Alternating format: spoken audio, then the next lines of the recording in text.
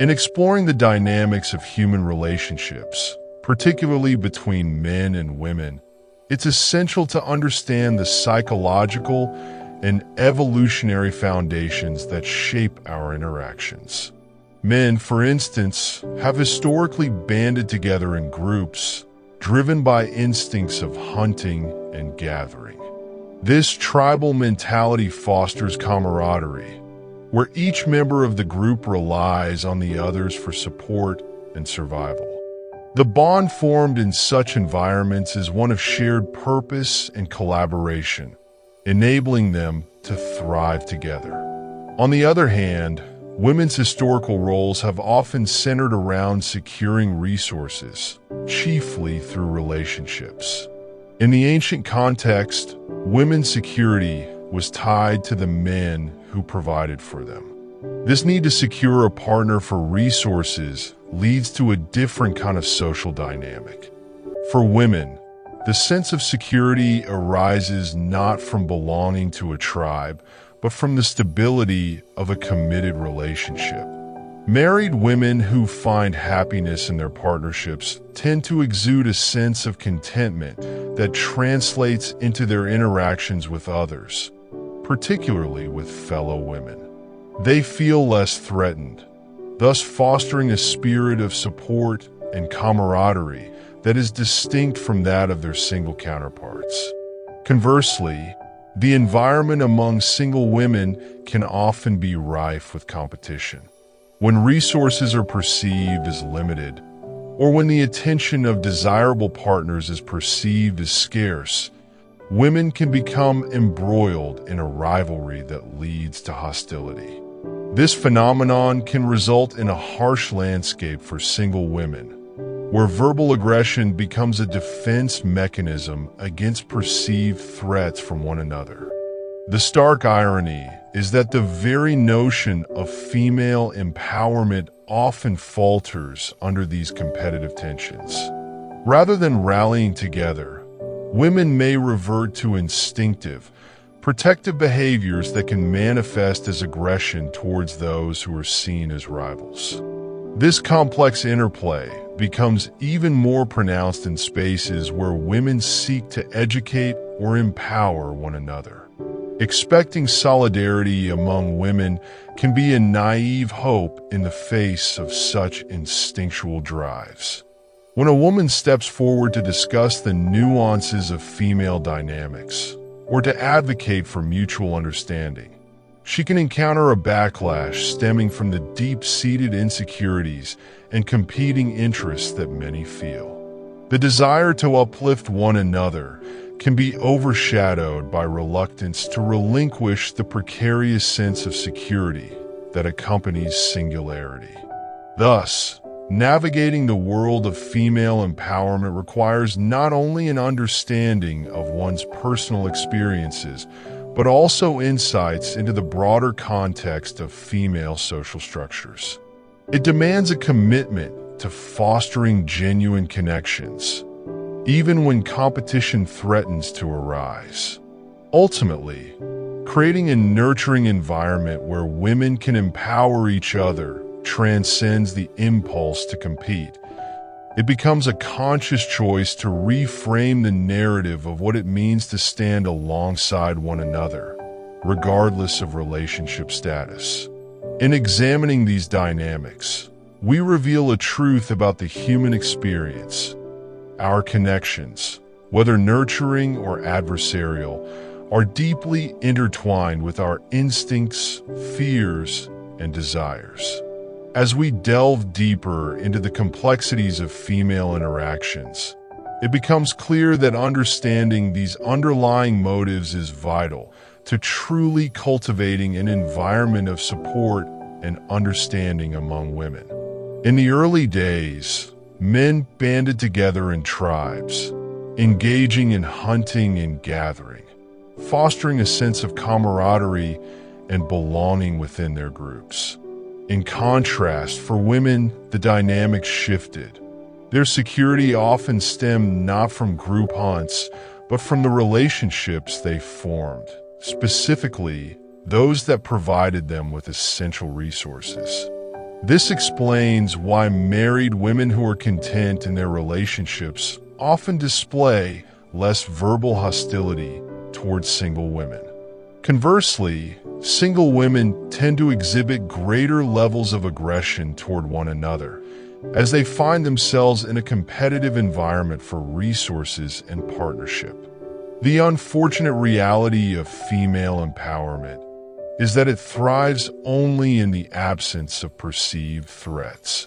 When competition arises, hostility and aggression can surface, complicating efforts to create platforms that aim to educate others about human nature from a female perspective. Women may react with animosity toward one another, making this journey challenging. The psychologist Saadia Khan claims that her most hostile encounters were with women. Genuine friendship among women can be a rare find. It's particularly challenging for an attractive woman to cultivate friendships. The support one might expect is often overshadowed by an unspoken competition.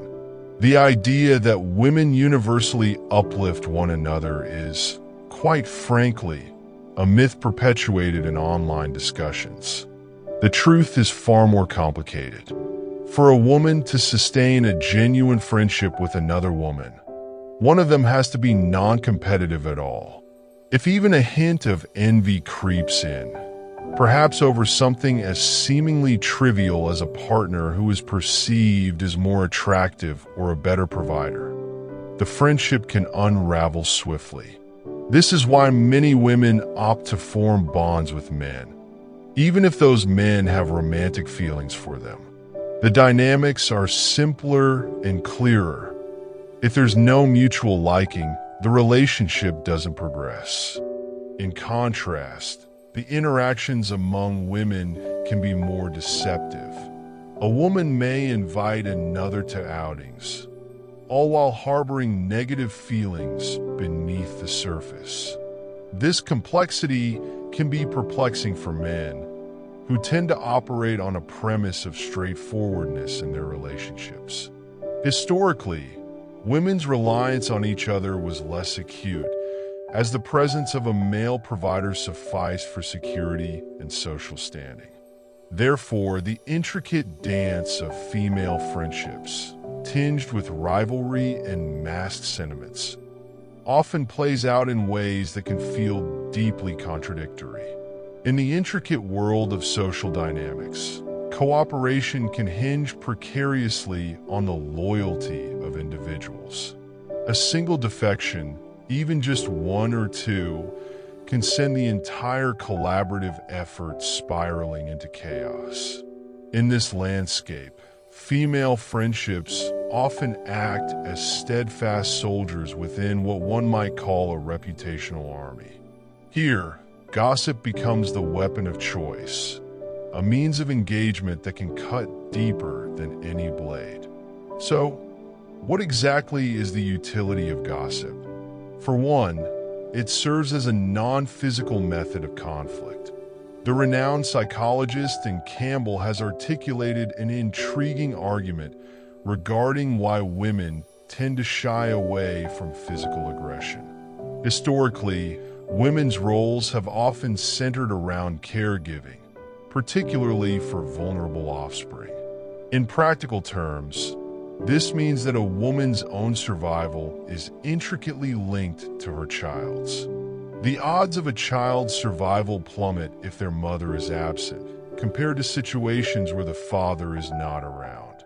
When a woman risks falling prey to physical violence or even death, she is not just putting her own life at stake. She is jeopardizing her child's future as well. Gossip, then, emerges as a preferred alternative. It operates through an indirect channel, allowing individuals to disseminate information while retaining a level of plausible deniability. This is crucial not only for evading retaliation, but also for escaping the pitfalls of direct confrontation, which can lead to both physical harm and reputational damage. If the target of gossip retaliates with their own rumors, the consequences can be dire. Data supports the notion that gossip holds significant strategic value. It has the power to diminish a person's social appeal, which is particularly consequential in the mating game. For instance, if a rumor circulates that I have a history of infidelity, or perhaps that I am deemed undesirable due to unflattering traits, it could dramatically influence a potential partner's perception. Such shifts in social standing could determine whether I end up with someone capable of providing for my children or not. In this delicate emotional landscape, the stakes are exceedingly high. Overall, the ramifications of social information are amplified for women, making their navigations through rumors and reputational dilemmas sharper and more treacherous than those faced by men. The turmoil of such interactions weaves a complex tapestry of relationships that reflect the unique challenges posed by both physical and reputational risks. In this realm, while the blows may be non-physical, they still pack a punch that can alter the course of lives and relationships in profound ways. Throughout history, the delicate balance of survival has often tipped uniquely for women, carving out a path laden with sensitivities to various threats that men typically do not face to the same degree. The thread of and Campbell's staying alive theory underscores a foundational truth. Women's very existence is often entwined with their role as primary caregivers, necessitating heightened vigilance to potential dangers, both physical and social. This instinctual requirement to stay alive and protect their children results in a pronounced sensitivity to cues within their own bodies, making women generally more interoceptive. They experience more nightmares, harbor deeper fears, and develop a plethora of phobias. The reasoning here is straightforward. Being acutely aware of any threat to one's well-being is crucial in ensuring survival. However, it is not just the biological or physical threats that women must navigate. Social vulnerabilities amplify their precarious position in society. A significant factor in this vulnerability stems from the complex societal standards surrounding sexual history. Across cultures and throughout time, men have exhibited a consistent preference for sexual chastity, especially when it comes to choosing long-term partners. The challenge with this ideal of chastity is its inherently negative state. It is a condition that cannot be proven.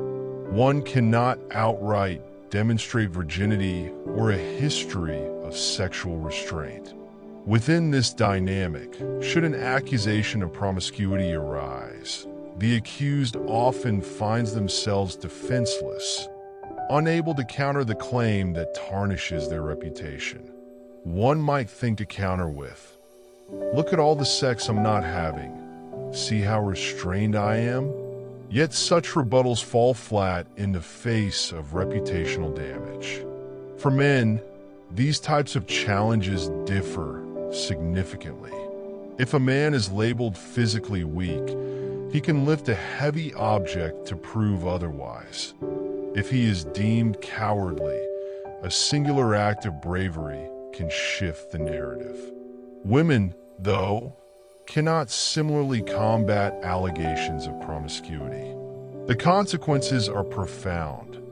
Accusations of sexual indiscretion can severely impact a woman's mate value and shape perceptions of her desirability.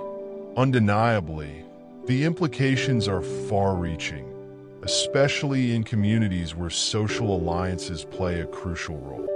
A woman without allies, or one who is disliked by other women, risks her reputation hanging by a thread, something that could severely compromise her prospects with potential mates. This pressure leads to careful maneuvering around the minefields of social interactions. Women often go to great lengths to avoid accusations of sexual indiscretion, which becomes a driving force behind many social structures and behaviors observed among them. This protective instinct underscores a vulnerability akin to Achilles' heel in terms of women's reputations, a fragile zone that can easily be assailed, affecting their ability to attract desirable partners. Interestingly, when we examine the information that women choose to disclose, a clear pattern emerges. They are generally open about various aspects of their lives, yet their sexual history remains ensconced in secrecy. This reticence reflects an understanding of the potential fallout. Revealing too much could jeopardize their standing both as friends and romantic partners. Indeed, sexual information can be particularly damaging to a woman's reputation, detracting from her desirability. The social landscape further complicates this scenario, as other women may harbor reservations towards those deemed promiscuous. Such judgments can stem from a dual motivator.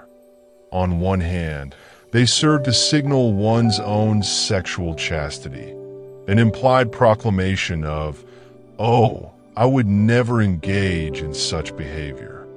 On the other hand, disdain may arise from the fear of a sexually promiscuous woman encroaching on one's own romantic interests, a threat that could undermine any semblance of security in partnerships.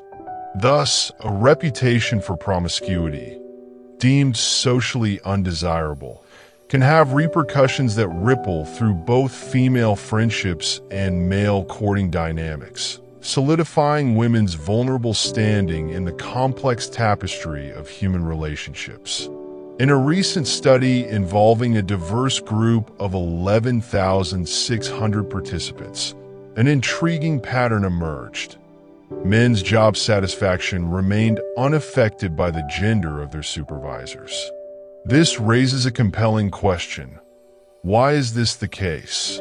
To find an answer, we might consider the historical challenges faced by women throughout the ages. For much of human history, social structures were predominantly patrilocal, meaning that women typically moved to live with their husbands after marriage, leaving behind their own families. This transition would have posed significant challenges for ancestral women, as they often found themselves surrounded by individuals with whom they had no genetic connection. It's a well-documented fact that forming cooperative relationships is generally more difficult with non-kin compared to with family. This leads to a thoughtful consideration of how women in these historical contexts might have navigated their social environments. How could they effectively forge alliances in settings where kinship ties were absent? Dane Geary has suggested that one potential strategy for women to establish cooperative bonds was through mechanisms such as reciprocal altruism and mutualism. Essentially, forming relationships grounded in shared objectives or exchanges of benefits in a tit-for-tat fashion. The key to the success of these relationships lies largely in the balance of power and resources among partners. Picture a scenario where there exists a significant disparity in resources between two individuals. For instance, consider a famous celebrity seeking to connect with someone experiencing homelessness. Such an endeavor would face substantial hurdles because the likelihood of having aligned goals would be very low. Consequently, it's probable that this relationship would devolve into exploitation or unilateral extraction of resources, with one party leeching off the other. Research supports this notion, finding that as partners diverge in power and resources, cooperative bonds cease to remain mutually beneficial, often resulting in one partner taking advantage of the other. Given these dynamics, it stands to reason that women throughout history nurtured their reciprocal bonds with unrelated same-sex individuals under conditions of symmetry, favoring environments where power and resources were more equally distributed. Significant disparities in these areas would likely lead to conflicts, undermining those relationships. This presents challenges in modern contexts, particularly in a world defined by clear distinctions in status and resources. Social media further complicates matters, allowing individuals to observe and compare their lives to those who exist in markedly different circumstances. Such deviations can be particularly damaging to women's same-sex relationships, especially when we consider that their historical experience has been one of forging alliances under conditions of relative equality.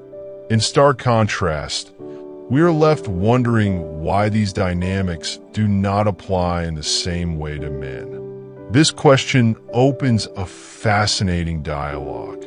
Historically, men were more likely to participate in coalitionary contexts, forming larger groups for various purposes, key among them hunting and warfare. The competitive nature of warfare, especially, would have necessitated numerical advantage, making it beneficial for men to band together in substantial numbers. In these situations, a strong hierarchical structure is particularly advantageous for organizing and executing strategies. A cohesive chain of command becomes essential, as a lack of coordination could lead to chaos on the battlefield. Analogous to modern warfare, we might equate this dynamic to the structure of a football team, where effective coordination and hierarchy are crucial for success on the field. In this context, men's relationships with one another are shaped not just by the pursuit of camaraderie, but also by survival, strategy, and the practicalities of war, underscoring a fundamentally different social experience than that of women throughout history. In recent years, the landscape of the workplace has transformed, rendering it considerably easier for women to step into roles that were once dominated by men. The advent of modern conveniences, washing machines, dishwashers, and various household technologies has alleviated many traditional responsibilities that have historically fallen to women. With these daily tasks efficiently managed, women have found themselves with more free time and opportunities to pursue careers and ambitions beyond the home. However, this societal shift has not been without its challenges. As women integrate more fully into the workforce, men have begun to grapple with the implications of this change. There's a sense of displacement for some, as roles once guaranteed by tradition are redefined. Despite this turbulence, it's crucial to acknowledge the significant contributions men have made in shaping our contemporary society. It is a society built upon the foundations established by men, and recognizing this legacy is important. Nevertheless, while men have constructed the frameworks of our culture, women have been the lifeblood, nurturing and sustaining families in ways that often go unrecognized. This interplay between the two has shaped the trajectory of our social structure, and both contributions deserve recognition. The conversation cannot end here, however. We must also confront the pressing issues facing our world, such as environmental degradation and social strife. What if we could galvanize collective action around these amorphous problems and frame them in a way that resonates deeply with men? Consider, for example, the world of video games, a realm where engagement and group bonding flourish. What if we could leverage that dynamic, commercializing, and motivating communities to rally around these critical issues as if they were a battlefield? In harnessing the competitive spirit and camaraderie that games evoke, we may find a powerful avenue for change. Drawing parallels between the challenges we face and the motivating forces found in gaming could reframe our approach to societal problems, turning passive observers into active participants in the quest for a better world. It's an intriguing possibility, one that calls us to think creatively about how we can unite to address the issues that concern us all. In the delicate dance of existence, the instinct for survival often dictates choices in conflict. It is wise to avoid direct confrontation whenever possible, particularly when the potential risks involved are comparatively lower. One might presume that engaging with another woman presents a reduced lethal threat, though this assumption can be misleading.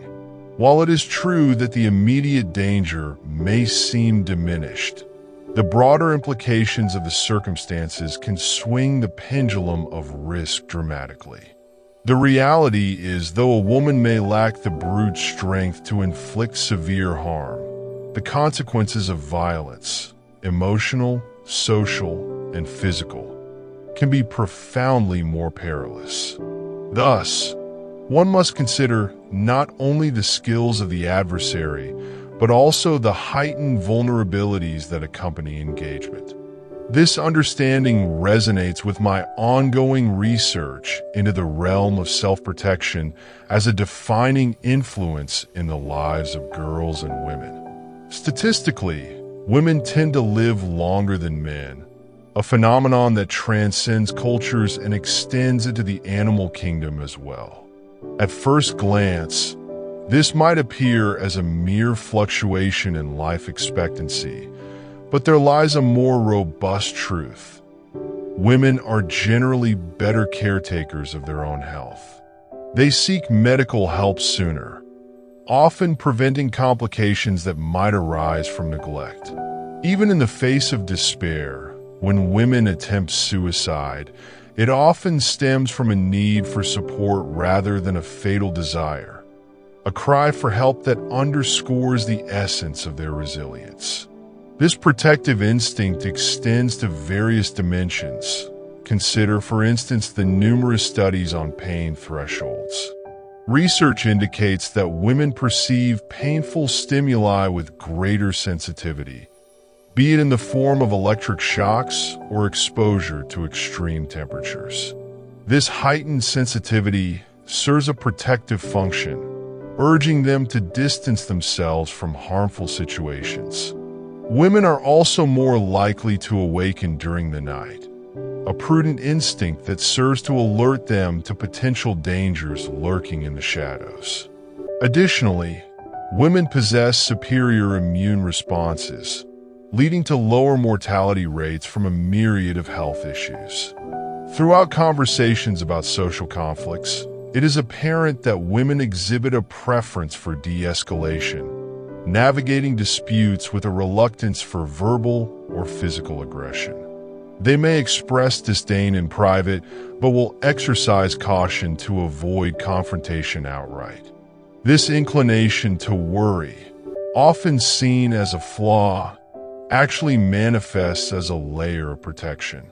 It fosters a constant awareness of vulnerability that, paradoxically, cultivates a greater degree of safety.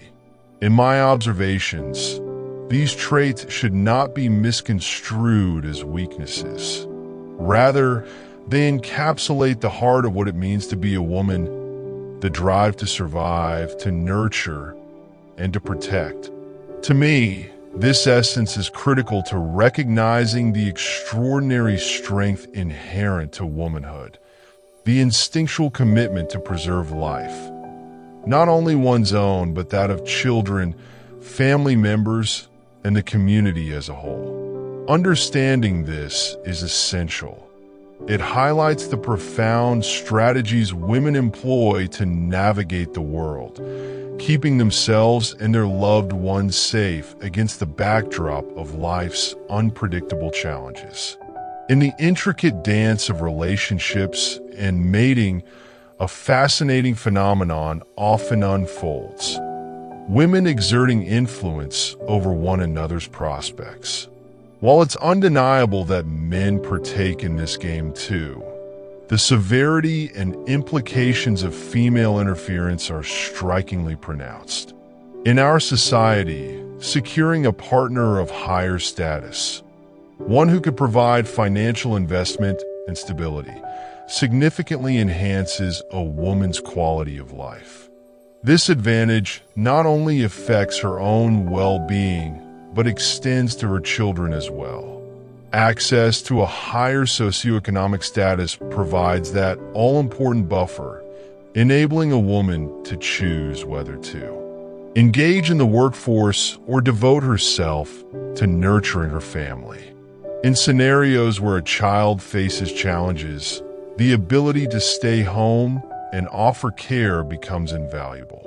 This pursuit is not merely a quest for luxury. It is fundamentally linked to survival and longevity. Research confirms that socioeconomic status has a direct bearing on health and lifespan. A partner who brings resources, security, nutritious food, and a comfortable home not only enhances a woman's life, but also the lives of her children. In essence, the presence of a financially capable male can be a game changer. Therefore, it's no surprise that women often find themselves in fierce competition over such men, maneuvering through social landscapes that can be as subtle as they are strategic. Engaging in this competition often necessitates a certain discretion. Women may operate from the shadows, employing tactics that range from gossip to outright reputation management of potential rivals. The art of denigration, the subtle but impactful discrediting of another woman in pursuit of a shared male partner, can unfold through whispered conversations with mutual friends. This tactic, akin to social sabotage, is an astute recognition that men are not indifferent to the social dynamics around them. They too listen and take note of the narrative spun around available women. The advantages of higher socioeconomic status are irrefutable, and the role of a supportive partner is instrumental in achieving that status. It begs the question, how do these dynamics play out in family structures where single motherhood is prevalent? One might argue that girls might not be as adversely affected by the absence of a second parental figure as one would expect. After all, the presence of another adult, regardless of gender, to share in the responsibilities of parenting can provide crucial support. Even if that figure were another woman, the benefits of additional investment in the child's upbringing should not be overlooked.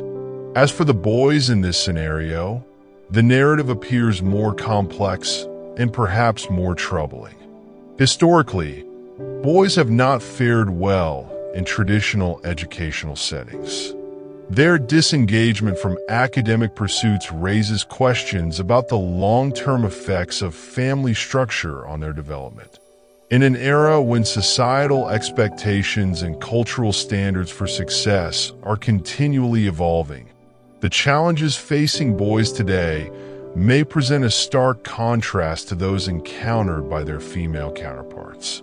The landscape is shifting, and understanding these dynamics is vital as we navigate the intricacies of modern relationships and parenting.